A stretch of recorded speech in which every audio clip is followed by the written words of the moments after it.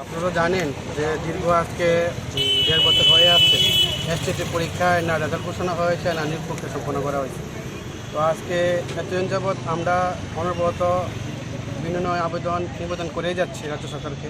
আজকে আমরা সবাই রাজ্যের বিভিন্ন মাথা থেকে এসে মিলিত হয়েছে এই জায়গায়, বাধ্য হয়েছে একবার বলতে গেলে টেবিলের সামনে জড়ো হতে যে আমরা রেজাল্টটা কবে নাগাদ প্রকাশিত হবে এবং যে প্রক্রিয়াটা সেই প্রক্রিয়াটা কবে নাগাদ দেওয়া হবে, সম্পন্ন করা হবে। কিন্তু আমরা দেখতে পাচ্ছি টিআইবিটি বোর্ড আপনার এক্সাম নেওয়ার পর 2022 সালে সেপ্টেম্বর মাসে এখনও অবধি না রেজাল্ট দেওয়া হচ্ছে না রিক্রুটমেন্ট প্রসেস কমপ্লিট করা হচ্ছে। এটা ঠিক টিআইবিটি বোর্ড আপনার পরীক্ষা নেওয়ার পর একটা উত্তরপত্র পেশ করেছিল যারা বের করে নিয়ম ওয়াইজ রুলস ওয়াইজ, এবং সেটা দেখে আমরা বলতে পারি যে আমরা পাস করেছি, এখানে কোনো ভুল নেই। তো তারপরে আজকে আমরা দেখতে পাচ্ছি সংবাদ মাধ্যমের দ্বারা যে শিক্ষক সংখ্যা অনেক বেড়ে গেছে, বিশেষ করে মাধ্যমিক স্তরের। আপনারা জানবেন যে 9-10-এর লেভেলের শিক্ষক নিয়োগ বলতে গেলে আমরা লিখে আনছি এখানে প্রায় 612 জন মাত্র রিক্রুট হয়েছে গত 5 বছর, যেটা খুবই একদম অল্প মাত্রা, এবং তার থেকে বেশি অবসরে চলে যাচ্ছে। এবং আমরা আশা করছি যে রাজ্য সরকার এই বিষয়ে খুব দ্রুত পদক্ষেপ নেবে, কারণ আমরা বারবার দপ্তরকে দৃষ্টি আকর্ষণ করছি। আমরা দপ্তরের যে মুখ্যমন্ত্রী আছে মন্ত্রী আছে, মুখ্যমন্ত্রী ওনাকে দৃষ্টি আকর্ষণ করছি যাতে নবম দশম শ্রেণীর যে শিক্ষক সম্পদ আছে সেটা নিরসনের যাতে গুরুত্বপূর্ণ ভূমিকা পালন করে। কিন্তু আমরা সেই আসনের উপর কোনো ফল পাচ্ছি না, আজ অব্দি এখনও পাইনি। সামনে নির্বাচন ঘোষণা হয়ে যাবে, তারপর তো বলা হবে আমাদেরকে গেলে যে নির্বাচন ঘোষণা হয়েছে, কিছু করার নেই, তারপর অনেকটা সময় আরও পার হয়ে যাবে। তো এখন থেকে যদি প্রসেসিংটা করা হয়, চালু করা হয়, স্টার্ট করা হয়, তাহলে মেবি হয়তো ইলেকশনের আগে কিছুটা প্রসেস কমপ্লিট হতে পারে। আচ্ছা, আমরা দেখতে পাচ্ছি যে কিছুদিন যাবৎ দেখা যাচ্ছে পত্রপত্রিকা এটা বলতে যে সুপ্রিম কোর্টে আছে আমাদের বিষয়টা, কিন্তু এখন অবধি আমরা সেই বিষয়ে কোনো তথ্য পাইনি। আপনারা সাংবাদিক মাধ্যম দাদা ভাইরা আপনার কাছে রিকোয়েস্ট করবো যে যদি এই বিষয়ে কোনো তথ্য পাই দিলে আমাদের সুবিধা হয়, আমরা কিন্তু কথা, কিন্তু আমরা এখন অবধি কোনো কিছু পাইনি এই বিষয়ে।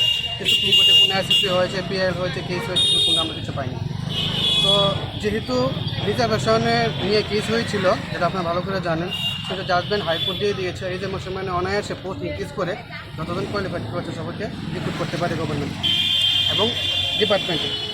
তো আপনারা মূলত এটি বলতে পারি যে আমরা বারবার মিলিত হচ্ছি এই জায়গার, মিলিত হয়ে অনবরত দৃষ্টি আকর্ষণ করছি রাজ্য সরকারকে, এবং আমরা মন্ত্রিসভা সহ রাজ্যের বিভিন্ন জায়গায় যে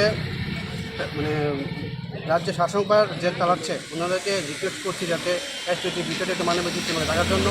অনেকদিন হয়ে গেছে আমরা যদি পরীক্ষা রিক্রুটমেন্ট প্রসেস কমপ্লিট না হলে তো করে পরীক্ষা নেওয়া হচ্ছে না, একই ক্ষেত্রে কেটে দিকে একই অবস্থা। তো সবাই বলে এটা চলমান প্রক্রিয়া, কিন্তু সেই চলমান প্রক্রিয়া আজকে স্তব্ধ হয়ে আছে, আচ্ছা বহুদিন যাবত স্তব্ধ হয়ে আছে।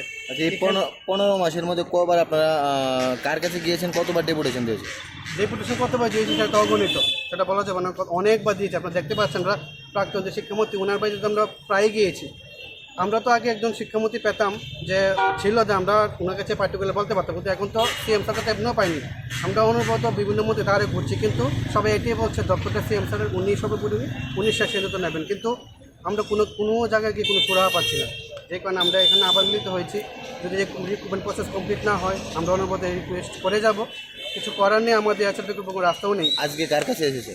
আজকে তো আমরা ডাইরেক্টরের কাছে এসেছিলাম, ওনাকে একটা রিকোয়েস্ট মেমো সাবমিট করবো যাতে রেজাল্ট অতি সত্তর NC Sharma sir, second education director, ওনার কাছে রিকোয়েস্ট করবো যাতে as early as possible result declare করে নিয়োগ প্রক্রিয়া সম্পন্ন করে। এখানে আমরা সব মিলিত হয়েছি, এখানে কেউ রাজনীতি করতে আসেনি। আমরা সবাই বলতে গেলে এখন সবাই যারা বেকার যুবক যুবতী এসটি কোয়ালিফাইড 2022 সালে। তো আমরা বিনম্রপূর্বক আবেদন করবো রাজ্য সরকারের কাছে যাতে অতি সত্তর রেজাল্ট আপনার আগে ইলেকশনের আগে যাতে রেজাল্ট পাবলিশ করে নিয়োগ প্রক্রিয়া সম্পন্ন করে।